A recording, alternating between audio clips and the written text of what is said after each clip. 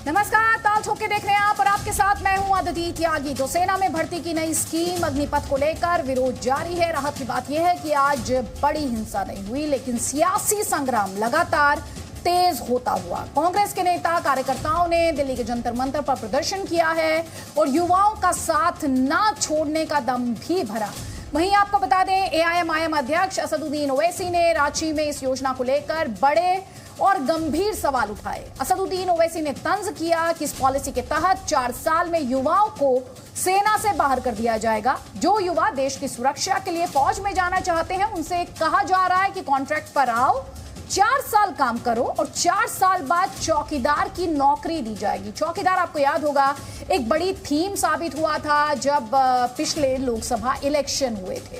इसी से जुड़ा हुआ हमारा पोल क्वेश्चन है कि अग्निवीरों को चौकीदार बनाने वाला जो का बयान है, क्या आप उससे सहमत हैं? एक बार फिर से सुनिए हमारा सवाल। जो असदुद्दीन ओवैसी आशंका जता रहे हैं कि ये अग्निवीर फ्यूचर में चौकीदार बन जाएंगे, क्या असदुद्दीन ओवैसी के इस बयान से आप इत्तेफाक रखते हैं? आपका जवाब हाँ या ना जो भी हो, znews.com/vote के माध्यम से आप अपना रिस्पॉन्स हम तक पहुंचाइए। इस ब्रॉडकास्ट के दौरान आपका रिस्पॉन्स हम शेयर करेंगे। कई खास मेहमान हमारे साथ हैं क्योंकि इस पर बहुत सियासत हुई है।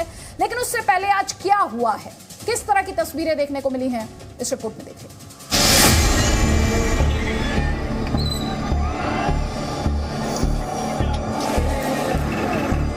आने वाले समय में आपको दिखेगा हिंदुस्तान में आग लगेगी। जितना ये इंस्टीट्यूशंस को तोड़ेंगे उतनी जोरों से आग लगेगी देश में। मैं साफ बोल देता हूं।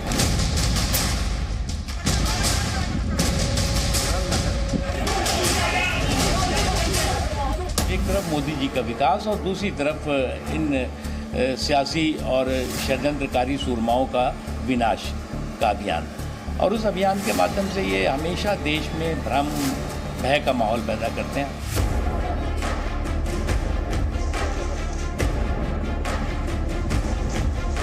हिंसा फैलाने से, उपद्रव मचाने से कुछ नहीं होगा, क्योंकि कुछ लोग अपनी राजनीतिक रोटियां सेंकने के लिए अगर करना चाहते हैं तो ये भी उचित नहीं है कि बच्चों के हाथ में झंडा देकर कोई निकाल देता है, कोई छोटे छोटे बच्चों को सड़कों पे निकालता है।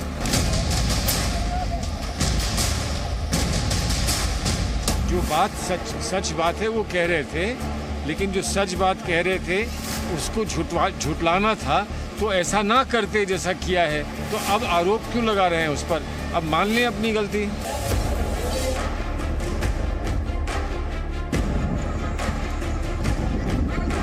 किसानों को हम भड़का रहे थे, नौजवानों को हम भड़का रहे हैं, कानून आप बना रहे हैं, पॉलिसी आप बना रहे हैं, विरोध आपका हो रहा है। आप ब्लेम विपक्ष को दो। विपक्ष का जिम्मेदारी है आपको आईना दिखाएं, आपको सच दिखाएं। नौजवान जो बोल रहे हैं उसका हम समर्थन करते हैं, हिंसा का हम कभी समर्थन नहीं करते।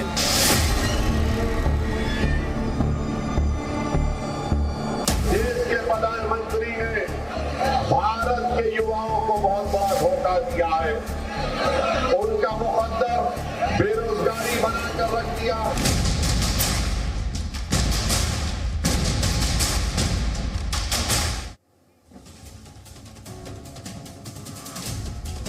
तो सियासत फुल फॉर्म में है। अग्निपथ स्कीम को लेकर देश के कई शहरों में किस तरह से हिंसक प्रदर्शन हुए, उससे जुड़ी हुई तस्वीरें हमने आपको लगातार दिखाई हैं। गाड़ियां जलाई गई हैं, बसें फूकी गई, ट्रेनों में आग लगाई गई। विरोध की आग ठंडी नहीं पड़ी है। युवाओं के मन में उठ रहे सवालों का जवाब देने के लिए तीनों सेनाओं के उच्च अधिकारियों ने ज्वाइंट प्रेस कॉन्फ्रेंस की और इस दौरान सैन्य मामलों के विभाग के अतिरिक्त सचिव लेफ्टिनेंट जनरल अनिल पुरी ने यह बताया कि 1989 से ही सेना में सुधार की मांग उठ रही थी।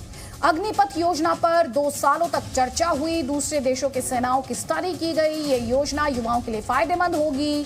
4 से 5 सालों में 50,000 जवान बनेंगे। अग्निवीरों की ट्रेनिंग क्षमता बढ़ाई जाएगी और उन्हें आम जवानों की तरह की सुविधाएं भी मिलेंगी।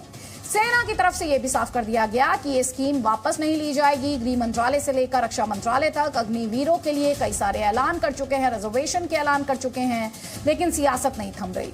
कांग्रेस ने दिल्ली के जंतर मंतर पर योजना के खिलाफ प्रदर्शन किया, तो वहीं दूसरी तरफ बीजेपी नेता अमित मालवीय ने कांग्रेस के चिंतन शिविर से राहुल गांधी के बयान का एक हिस्सा ट्वीट कर सवाल उठाया कि राहुल गांधी ने कहा था कि हिंदुस्तान में आग लगेगी और आग लग रही है। वहीं बीजेपी के महासचिव कैलाश विजयवर्गीय तो योजना की अच्छाइयां गिनाते गिनाते यहां तक कह गए कि बीजेपी ऑफिस में सिक्योरिटी गार्ड में अग्निवीरों को प्राथमिकता देंगे, जिसके बाद ओवैसी ने पलटवार किया।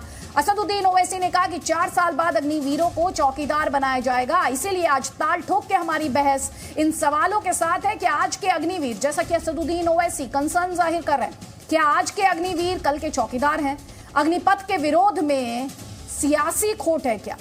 अग्निवीरों को आरक्षण से टेंशन खत्म हो जाएगी? कांग्रेस के चिंतन से क्या निकली है चिंगारी? और अग्निपथ पर हिंसा ये किसकी कोचिंग है?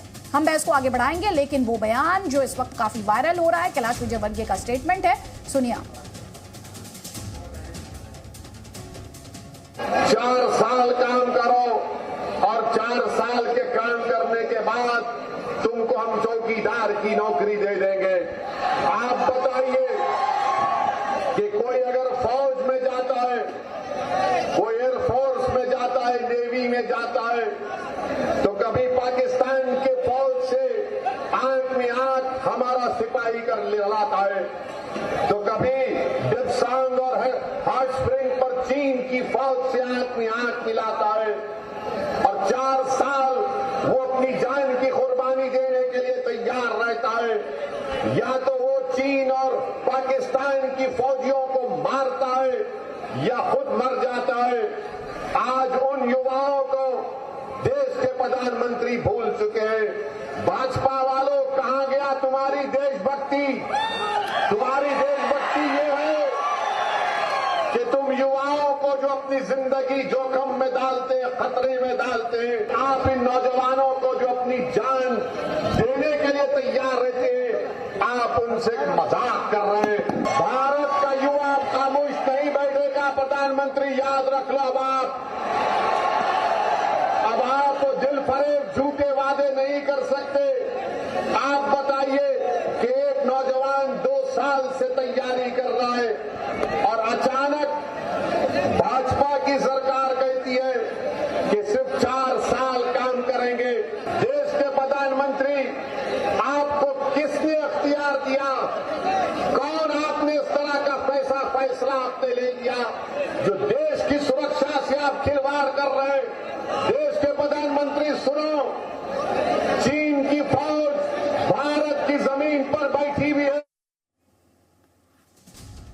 और कई खास मेहमान हमारे साथ हैं, आपको बता देते हैं। बीजेपी का पक्ष रखने के लिए शहजाद पूनावाला हमारे साथ हैं, समाजवादी पार्टी का पक्ष रखने के लिए अमित जमई हमारे साथ हैं, शक्ति यादव आरजेडी का पक्ष रखने के लिए हमारे साथ हैं, राजीव रंजन जेडीयू का पक्ष रखने के लिए, अजय आलोक पॉलिटिकल एनालिस्ट हैं, और आपको अनुज अत्रे दिखाई दे रहे हैं कांग्रेस पार्टी का पक्ष रखने के लिए हमारे साथ हैं। आप सभी का बहुत बहुत स्वागत है। लेकिन मेरा पहला सवाल शहजाद पूनावाला, जो भी असदुद्दीन ओवैसी ने सवाल उठाया, असदुद्दीन ओवैसी ने कहा जो जवान देश की सीमा पर जान देने के लिए तैयार रहता है, बीजेपी की गवर्नमेंट उसके साथ मजाक कर रही है, उसकी देशभक्ति का मजाक उड़ा रही है। आपका जवाब? देखिए, असदुद्दीन ओवैसी साहब सिलेक्टिव हियरिंग और डिफेक्टिव थिंकिंग के शिकार तो पहले से रहे हैं, और इसीलिए मैं कहता हूं, देखिए, नकारात्मकता के नवाब और झांसों के जवाब है। आज इनको तीनों सेना के सैन्य बलों के हमारे अधिकारियों ने जवाब दिया है, विस्तृत रूप से जवाब दिया है, किस प्रकार से ये 25% को आर्मी में अब्जॉर्ब किया जाएगा और बाकी के लोगों को भी किस प्रकार से 10% CAPF में उनको मिलेगा, मतलब कि SSB, ITB, BSF इसमें जगह मिलेगी, स्टेट पुलिस फोर्स में जगह मिलेगी, किस प्रकार से आगे भी उनके लिए डिफेंस मिनिस्ट्री हो, उनकी PSUs हो, मिनिस्ट्री ऑफ सिविल एविएशन हो, इसके अलावा हाउसिंग अफेयर्स मिनिस्ट्री हो, पेट्रोलियम मिनिस्ट्री हो, किस प्रकार से वहां पर उनके लिए जगह कोटा के तहत या प्राथमिकता के तहत रखी गई, ये सारी चीजें हैं। परंतु एक बयान जो मैं आपसे पूछना चाहता हूं, जिसका जवाब नहीं मिला है, इरफान अंसारी ने कहा कि अग्निपथ के नाम पे खून से लथपथ होगा। चलिए, आपको ये स्कीम पसंद नहीं पसंद है, ये सारी चीजों पे विचार विमर्श हो सकता है, बातचीत हो सकती है, परंतु जिस प्रकार से आज इरफान अंसारी का बयान आया है कि खून से लथपथ होगा, प्रियंका वाड्रा कहती है कि सरकार को हटाना है, टॉपल करना है सरकार को, दिग्विजय सिंह कहते हैं ये शूट टू किल के लिए तैयार किए जा रहे, भूपेश बाघेल कहते हैं ये नक्सली जाकर बनेंगे, जो आर्मी में ट्रेन होगा, नाम नमक निशान की सौगंध खाएगा, वो नक्सली बनेगा। इस प्रकार की बातें करते हैं, और कृत्य किस प्रकार की है। समाजवादी पार्टी के नेता एक वहां पे संदीप चौधरी, वो पाए जाते हैं लिप्त कि किस प्रकार से हिंसा भड़काना है।